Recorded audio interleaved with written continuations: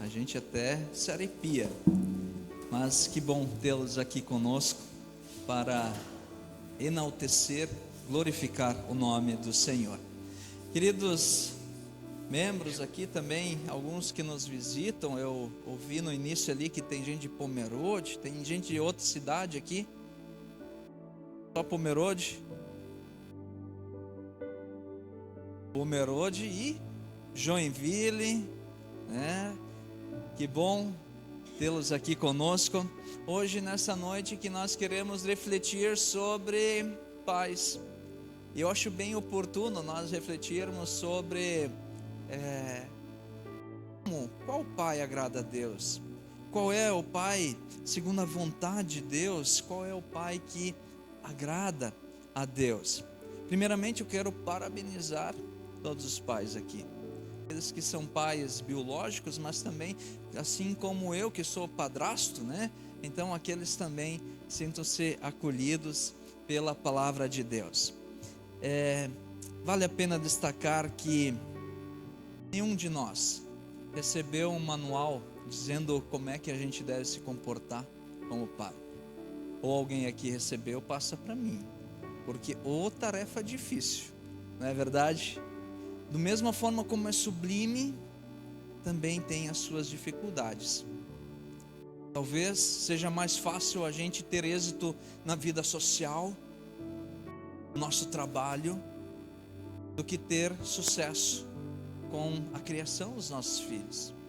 E eu não sei vocês, mas a gente está num tempo tão difícil de criar os nossos filhos, e eu quero refletir sobre isso com vocês. Eu quero fazer um panorama até 11 horas mais ou menos, acho que a gente passa o Antigo Testamento. Eu gosto muito do Antigo Testamento e eu acho que o Antigo Testamento tem muito a nos ensinar. E eu quero trazer aqui alguns homens que foram homens excelentes nas mãos de Deus. Foram homens assim que do início ao final demonstravam e transbordavam o agir de Deus na terra, mas que nas suas casas foram uns verdadeiros desastres. E essa dificuldade de hoje nós educarmos os nossos filhos, isso já vem desde o princípio. Eu quero fazer aqui um panorama. Eu tenho aqui 120 homens que eu quero falar, não, brincadeira, mas são alguns que eu quero aqui destacar.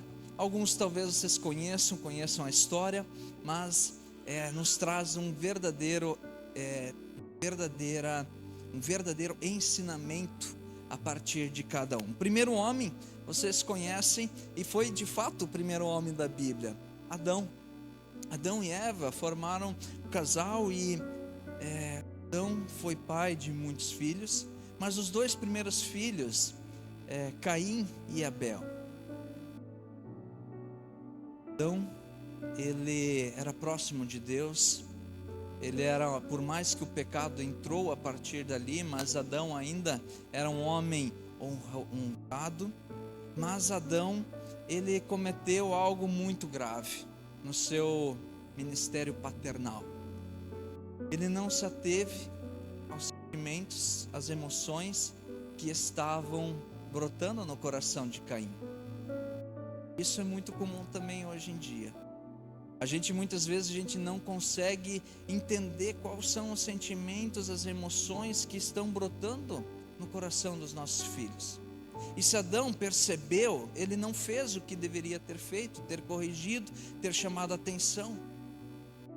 Caim se transbordava de inveja, de rancor, de ódio contra o irmão. Então era tarefa do pai naquele momento dizer: vem cá, o que está acontecendo contigo? Por que assim? Mas Adão nada fez, e a gente sabe a consequência, Gênesis capítulo 4, quando Caim mata Abel. Então, a primeira lição a partir desse primeiro casal é muito simples de nós entendermos, mas muito difícil de nós praticarmos, de compreender quem é aquela que está morando conosco. Porque acredite você ou não, pode ser que teu filho tenha uma personalidade ou esteja se lapidando, formando um caráter que não agrada a Deus e também não é do teu querer. Mas é necessário nós ficarmos com os olhos atentos para os nossos filhos. O segundo homem que eu trago aqui é Samuel. Samuel foi um homem extremamente íntegro. Samuel, ele no final da sua vida, ele relata à nação o seu trabalho prestado. E quando a gente lê a história de Samuel, nós vamos perceber que ele tinha muitas tarefas, entre elas as mais honrosas dentro do povo de Deus. Ele era profeta, ele tinha conexão direta com Deus. Ele era juiz, ele era a pessoa que legislava, que cuidava da nação naquela história, naquele período. Mas também ele era sacerdote. Então ele tinha muita tarefa e era um homem exímio em suas tarefas. Tanto isso é que da sua infância à sua velhice, ele jamais cometeu um único deslize na sua administração nunca cometeu nenhum ato falho que teve que repor e reparar a sua lida com a nação. Foi um homem, eu diria que homem, mas em casa foi um verdadeiro desastre. O pai, Samuel, foi um verdadeiro fracasso.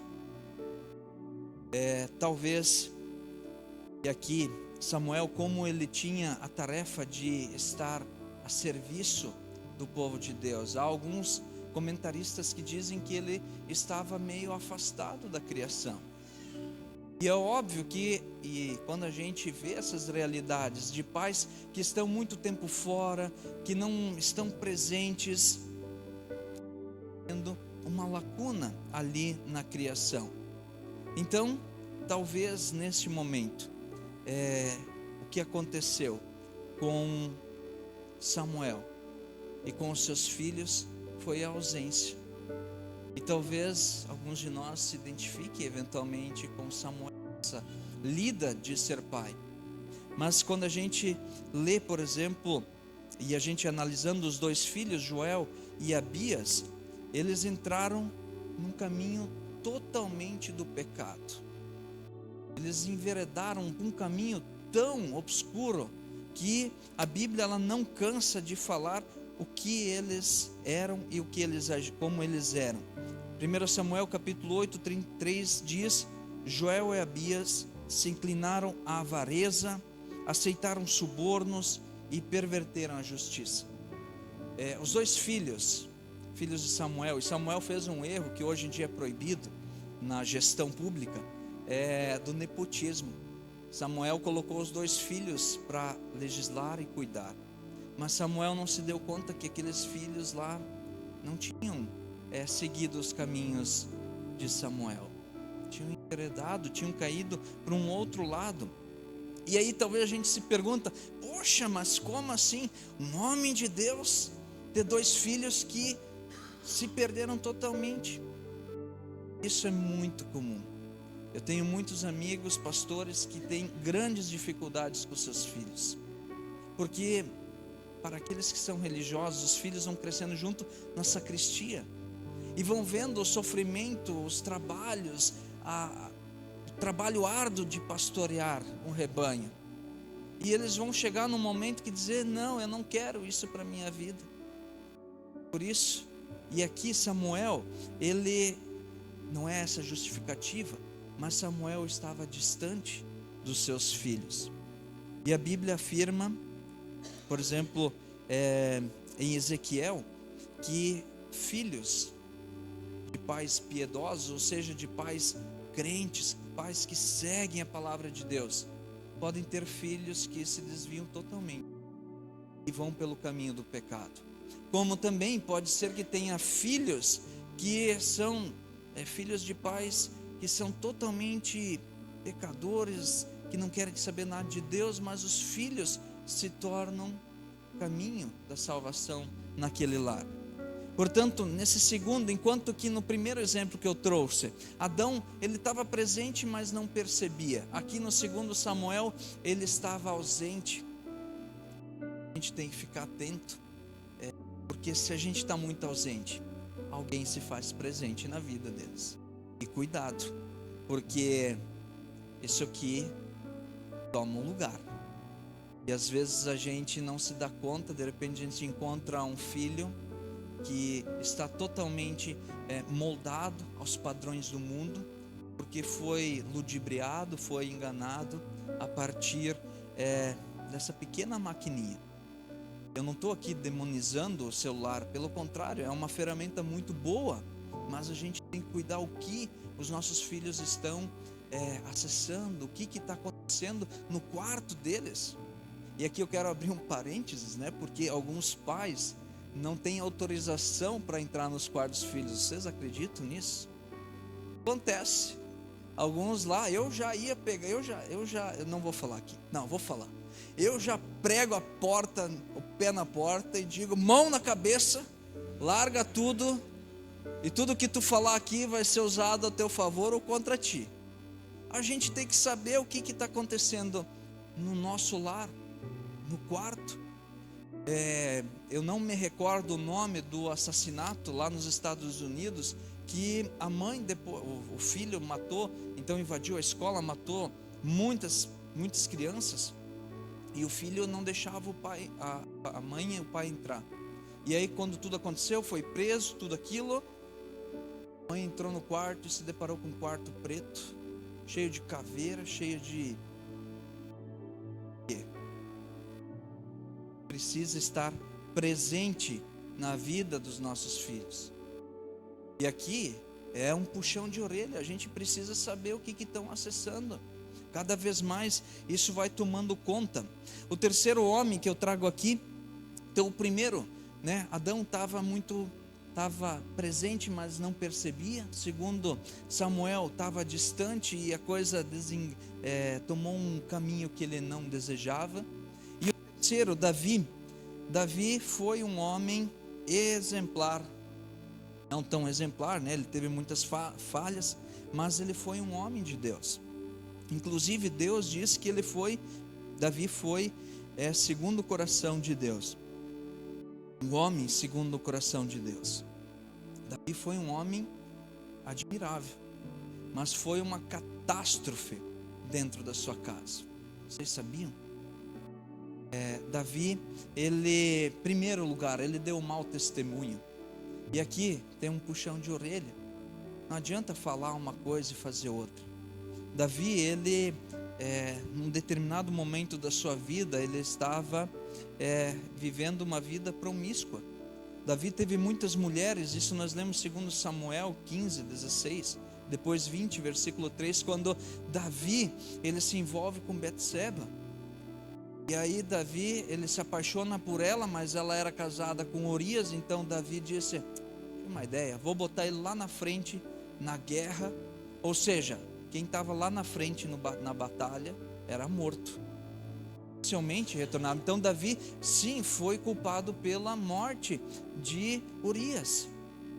E aí a gente vai vendo os filhos deles, que tomaram também uns caminhos muito parecidos. Primeiro filho, Amnon, ele foi o filho que seguiu esse mesmo caminho da imoralidade sexual do pai. Amon, ele tinha um grande amigo chamado Jonadaque. Jonadaque é filho de Simeia. Simeia é irmã de Davi. E Jonadaque e Amnon, eles eram muito amigos. E um dia Amon disse para Jonadaque, olha, eu estou apaixonado pela minha meia-irmã. E aí, de vez do tongo, do primo, diz assim, olha, isso é pecado? Lá Levíticos capítulo 18, 9 a 13 diz que o incesto é pecado. Mas o que o amigo primo fez? Incentivou para que eles tivessem, para que Amnon estuprasse Tamar, a sua meia-irmã. E esse relato, e a Bíblia, ela não esconde as partes feias da história. A Bíblia, ela é um livro que ela diz, isso aqui aconteceu, mas não pode acontecer. E aí, 2 anos depois, o que acontece? 2 Samuel, capítulo 13, 10 a 14, Absalão, o irmão de Tamar, mata Amnon. Davi ficou sabendo do que o filho tinha feito, mas a Bíblia diz que ele só ficou bravo. Ele devia ter pego e dado uma tunda de laço, ter pego e ter mostrado que, olha, aqui no meu reino essas coisas não podem acontecer. Se tivesse feito isso, não teria chegado num assassinato, numa perda, num sofrimento. O outro filho de Davi, Adonias foi um cara assim meio estranho. Adonias, ele tentou usurpar o poder, o trono do pai. E ele, depois de tentar, ele foi morto, né? E a história, ela vai se desenrolando, mas é interessante que a Bíblia fala em 1 Reis, capítulo 1 a 6, que seu pai nunca o contrariou, nunca lhe perguntou por que você age assim. Ou seja, Davi fez algo que eu e você não fazemos. Ou eu acho que não. Davi, ele não chamou para um canto e puxou a orelha. Hoje em dia tem uma filosofia muito forte de dizer assim, a gente não pode submeter os nossos filhos aos traumas. Eu não sei vocês, mas eu já compartilhei essa história. Eu sou o filho mais novo de 6 irmãos. Meu pai está com 86 anos e eu fui criado num sistema assim que não precisa demonstrar muito amor em casa, mas tu tem que demonstrar respeito. Então, respeito dentro de casa e respeito fora de casa. E eu não estou aqui incentivando a violência, mas quando acontece alguma coisa, tem que haver a correção. Quando acontece algo que foge, é necessário corrigir. É necessário pegar o filho e dizer: escuta aqui, o que tu está pensando da tua vida? Muitos pais hoje têm medo de contrariar o filho, porque o filho já tomou uma liberdade, uma força tão grande, que é ele que decide. E aqui é um grande, grande problema. Provérbio 13, versículo 24 vai dizer, aliás, 13, 24, esse texto eu tinha que ter lido no início, né? Quando a pastora Cristina não está aqui para me fazer os sinais, aí fica difícil. Provérbio 13, 24 diz: quem se nega a castigar o seu filho não o ama, quem o ama não hesita em discipliná-lo. E a gente não está mais disciplinando, a gente está terceirizando, a gente está deixando a igreja, a gente está deixando o colégio fazer isso. E quando a gente vai percebendo, fugiu do controle.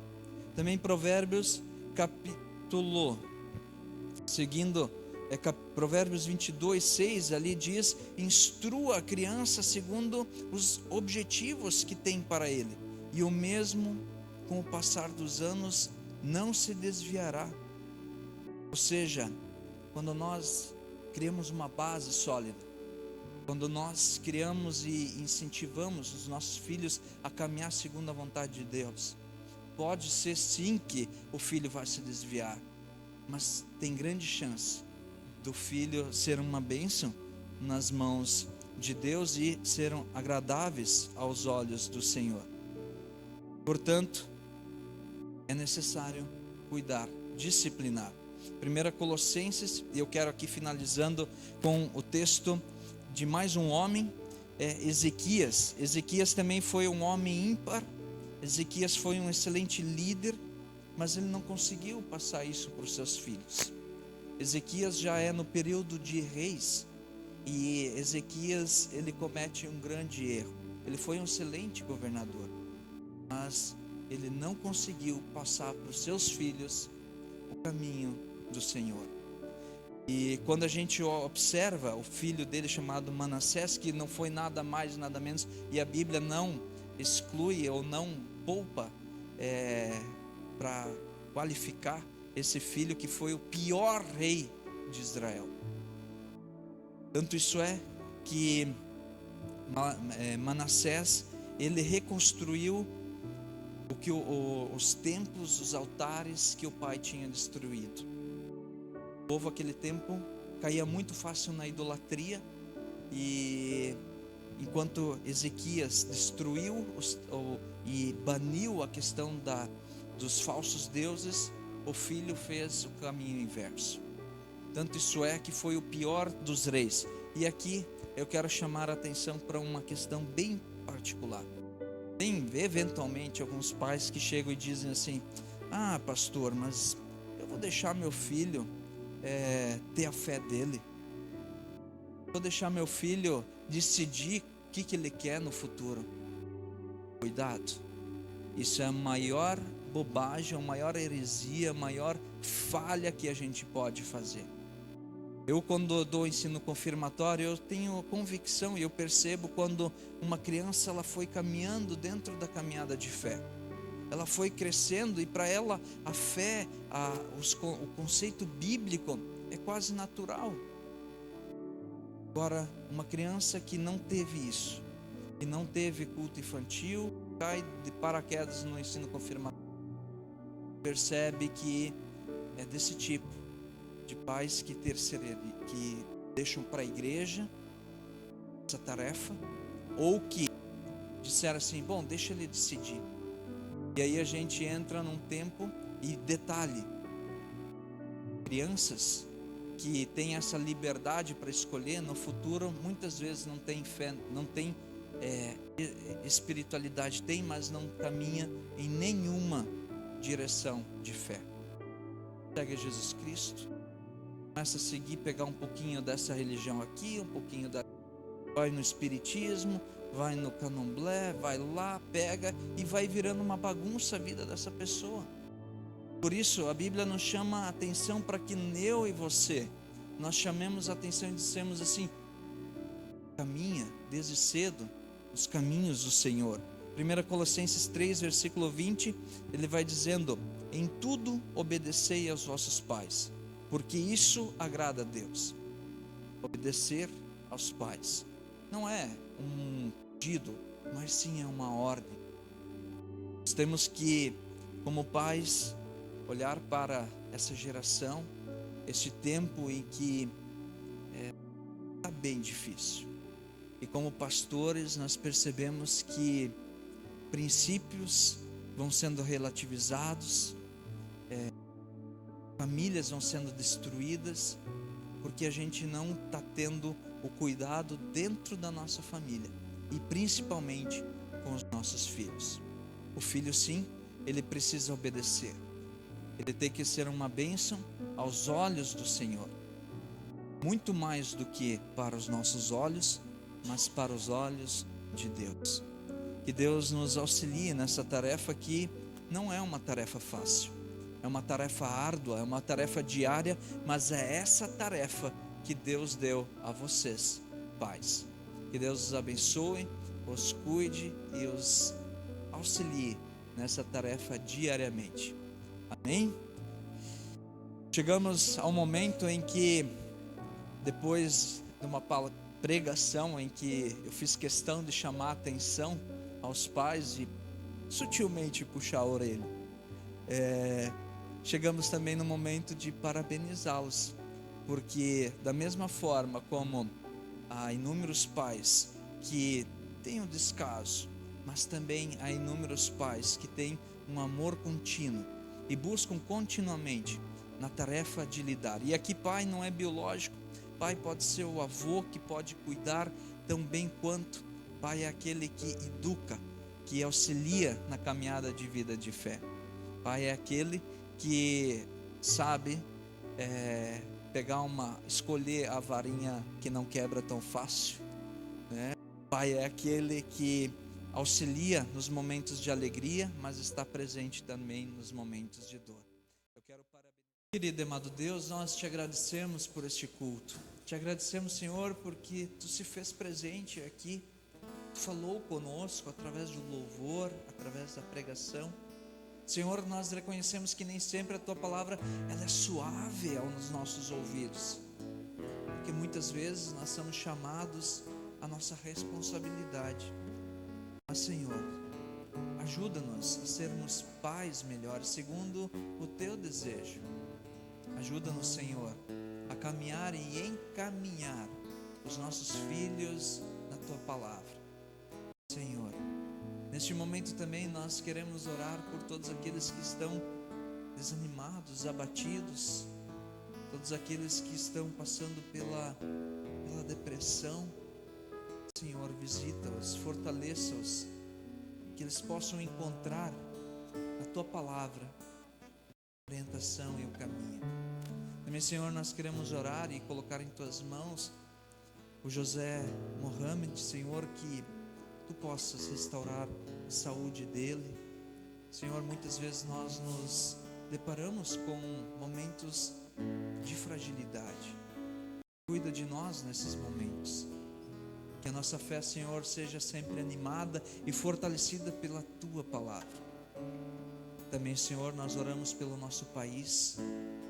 Nós oramos para que os líderes possam olhar para as Sagradas Escrituras com respeito. Os líderes em todos os níveis possam caminhar segundo a Tua vontade. Senhor, nós sabemos que nós estamos passando um momento difícil dentro do nosso país. Por isso, Senhor, nós entregamos em Tuas mãos a nossa vida. Também, Senhor, nós oramos, entregamos em Teus cuidados nosso governador, também aqui os governantes aqui de Barra Velha. Cuida deles para que essa cidade possa ter alegria e fortaleza em todos os momentos. Senhor, abençoe os pais também, que tu possas fortalecer as mães que desempenham esse papel. Tudo mais, Senhor, que pesa em nosso coração e que não conseguimos aqui externar em palavras, nós te entregamos quando juntos nós oramos. Pai nosso que estás no céu, santificado seja o teu nome, venha o teu reino, seja feita a tua vontade, assim na terra como no céu. O pão nosso de cada dia nos dá hoje, e perdoa-nos as nossas dívidas, assim como nós também perdoamos aos nossos devedores. Não nos deixes cair em tentação, mas livra-nos do mal, pois teu é o reino, o poder e a glória para sempre. Amém. Queremos sair daqui sob a bênção e o cuidado de Deus. Que Deus te abençoe e te guarde. Que Deus faça resplandecer o seu rosto sobre ti e tenha misericórdia de ti. Que o Senhor sobre ti levante o teu rosto e te dê a paz. Abençoa-te, o Deus que é Pai, Filho e Espírito Santo. Amém. Ainda de pé, nós queremos cantar o último hino, e de uma forma muito especial, que nós possamos abraçar os pais ou aqueles que estão ao nosso redor, desejando também um abençoado domingo pela frente, uma abençoada semana, mas aos pais um abençoado Dia dos Pais. Cantemos: a bênção do Senhor te abençoe.